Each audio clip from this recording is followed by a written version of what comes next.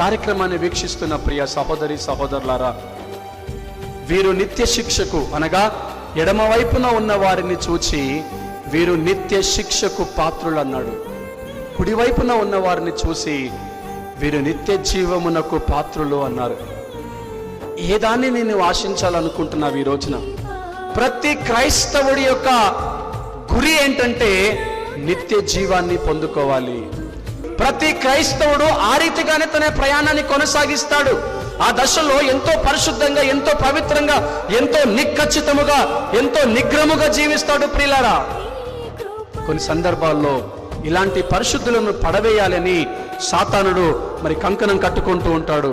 వాడి ఉచ్చులో పడకుండా, వాడి కబంధ హస్తాలలో చిక్కకుండా వాక్యము ద్వారా జీవితాలను బలపరుచుకొని ప్రతిదానిని కూడా ఆశించకుండా పవిత్రతను కాపాడుకొని పరిశుద్ధతను కాపాడుకొని జీవించే గొర్రెలే నీతిమంతులు, నిజమైన క్రైస్తవులు, క్రీస్తుని వెంబడించేవారు, నిత్య జీవానికి వారసులు అయ్యేటటువంటి వారన్న విషయాన్ని మనము జ్ఞాపకము చేసుకుందాం.